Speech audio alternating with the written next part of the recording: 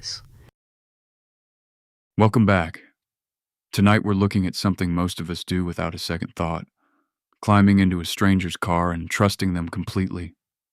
3 people did exactly that. What happened next stayed with them. I suspect it will stay with you too. The first account involves a man who booked a ride to an address he'd never shared with anyone. His driver already had it. This is his account. The driver said my name before I'd even opened the app. Full stop. My phone was still loading the confirmation screen. Outside, my breath fogged against the cold air, and the pavement had that particular stillness it gets when the temperature drops past comfort and into something more serious. It was a Thursday night in February. I'd requested the ride maybe 40 seconds earlier.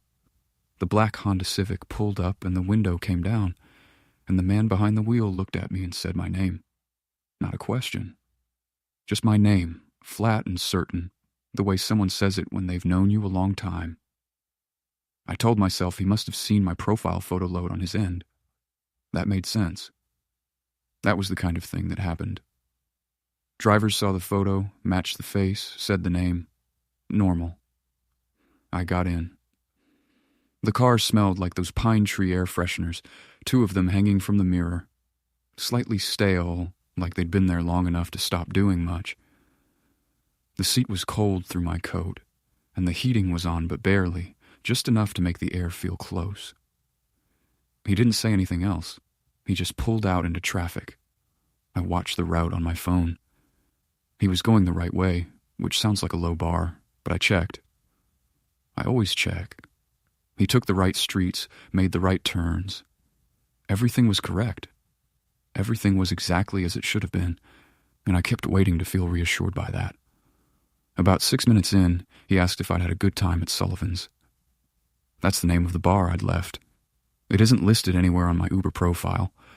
I keep my home address vague on purpose, set to a corner 2 blocks from my actual building, and my profile has my first name and a photo. Nothing else. I told him it was fine. I kept my voice even. He nodded and said the fish and chips there used to be better a few years back. I don't know how to explain the way that sentence sat in the car with us. The heater pushed warm air against my ankles, and the pine smell was faintly sweet. And he just drove, hands loose on the wheel, completely unbothered. He said it the way you'd say something to fill a silence, completely casual, like we were old friends catching up. I said I wouldn't know. I'd only been there a few times. He said, "That's right. You usually go to the place on Merchant Street." I didn't respond. I put my hand on the door handle, not to open it, just to feel it there, cool and solid, something real to hold on to. We were doing 38 miles per hour on a road with no shoulder. He didn't say anything else for the rest of the drive. The silence in the car felt different after that, heavier, like something had been placed into it and left there. He pulled up to my corner, the vague one, 2 blocks from home, and said, "Have a good night." His eyes stayed on the road ahead. I got out. I walked the 2 blocks in under a minute, got inside, and sat on the floor of my hallway with my coat still on, back against the wall, listening to my own breathing slow down. I went back through every interaction I'd had with Uber drivers over the past year, trying to find a moment where I might have mentioned the bar, or the street, or anything. A phone call taken in a car. A conversation I'd half forgotten. Some slip I couldn't account for. There was nothing. I changed my Uber profile photo that night and updated my pickup corner to a different block. For weeks after, I took different routes home on foot, varied the times, told myself I was being sensible. 3 weeks later, I got a ride from a different driver, different car, and when I got in, he adjusted his mirror and looked at me and said, "New photo. I still don't have an explanation. I still take the rides. I don't know what else to do." That story makes you question what a driver actually knows about you before you even open the door. But the next one is about what happens when the door is already closed. The second story is simpler in some ways. A wrong turn, no signal, and a driver who didn't seem interested in fixing either. Here's what she told me. He missed the highway entrance at 1:14 a.m., and then I heard the doors lock. It was a Saturday night. I'd been at a friend's place in a part of the city I didn't know well, and I'd requested the ride back to my apartment, about 22 minutes away on the highway. The driver was quiet when I got in, which I didn't mind. I'm not a big talker in late-night rides. I had one earbud in, volume low, watching the little arrow on the map move through the streets. The car smelled faintly of an air freshener that was almost gone, something artificial and floral, and the seat was cold from the air conditioning running too high. When he passed the highway ramp, I figured he was taking a surface road shortcut. Some drivers do that. Then the map recalculated, and I watched the new route appear, adding 11 minutes. He was heading east. My apartment was west. I felt something shift in my chest. Not quite panic yet, more like the first wrong note in a song you know well. I pulled the earbud out and said, "I think you might be going the wrong way." He didn't answer. He didn't look at me in the mirror. He just kept driving. The streetlights outside were orange and even, and the city looked completely ordinary, which made the silence inside the car feel worse somehow. I said it again, louder, and reached forward to tap the partition between us. There was no partition. It was a standard sedan, and my hand almost touched his shoulder. He flinched away from it sharply, which was the first time I understood that he knew I was there and was choosing not to respond. That distinction matters. Ignoring someone and refusing someone are two entirely different things. I tried to open my door. The handle moved, but the door didn't. Child locks. Both rear doors. I could see the streetlights thinning out through the windows.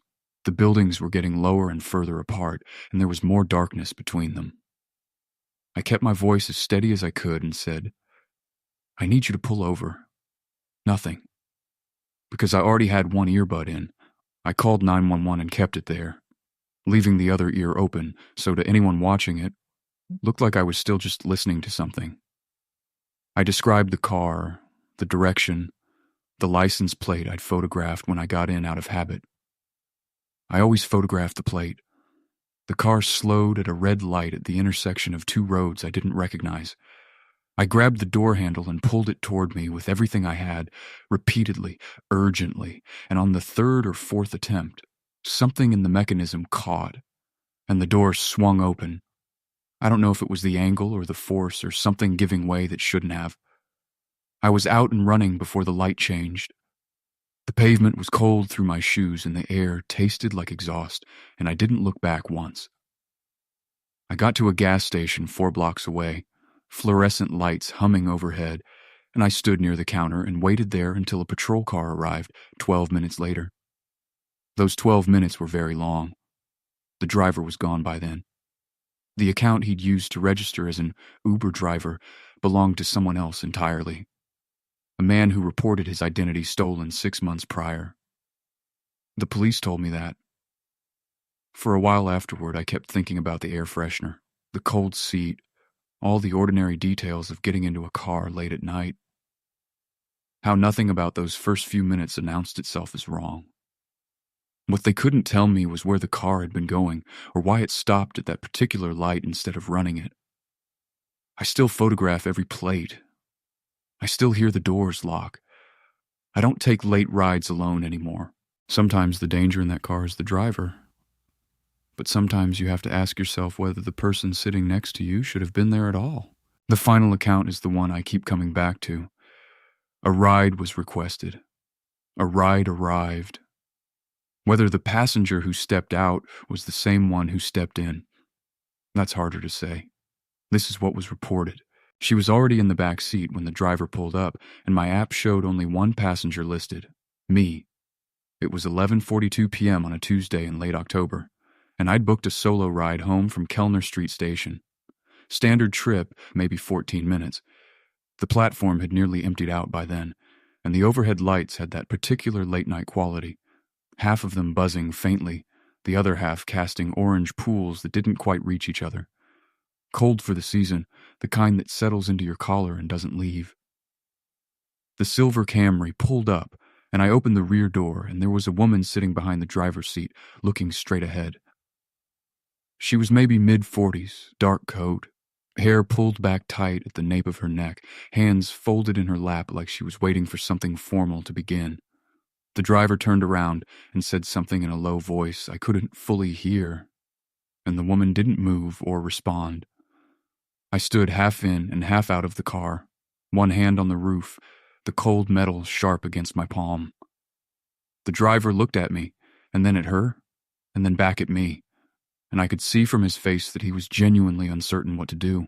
He said she was there when he picked up the car tonight, and I didn't ask where that was because I didn't want to know what it implied about how long his night had actually been. I said okay, and I got in on the other side because the station was emptying out behind me and the last train was already gone. The woman smelled like damp wool, and something underneath that, something cold and mineral like wet stone in a basement, like the air that hits you when a cellar door opens. She didn't move for the entire drive, not to adjust her position, not to look at her phone, not to look out the window at the streets sliding past. Her hands stayed exactly where they were, fingers loosely overlapping, utterly still. I opened the app to flag the booking error, to report the extra passenger, and that's when I stopped breathing for a moment myself.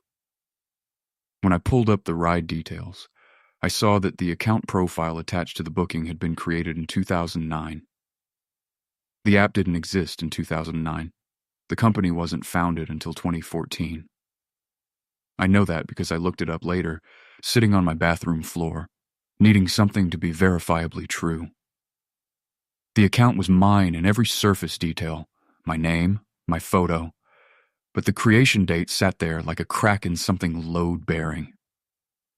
I enlarged the profile thumbnail to be certain it was my face, and it was, except the woman in the photo was looking to the left, the way I do in that picture, and the woman beside me was looking straight ahead, which meant for one long, irrational second I was comparing them like they were two different people. I watched her in the reflection of the window, my own face ghosted over hers in the dark glass. Her chest wasn't moving the way a person's chest moves when they breathe. I know how that sounds. I know what the obvious response is. That I was tired, that the light was bad, that I was already unsettled and looking for confirmation of something I didn't want to name. But I watched long enough that I started counting without meaning to, and then stopped, because counting felt worse. The wool of her coat was completely still. No rise, no fall, nothing. And I found myself pressing my own hand flat against my ribs, needing to feel the answer to a question I didn't want to ask out loud. The driver kept glancing in his mirror, not at her, at me. His jaw was set in a way that suggested he had been holding something together for longer than just the 14 minutes of my ride.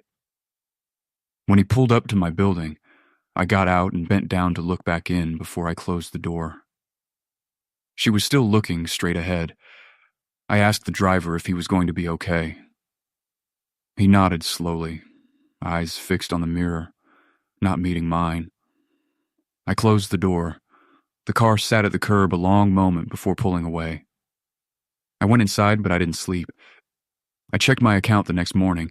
The trip showed completed, rated 5 stars, account created 2009. These stories share something quiet and uncomfortable.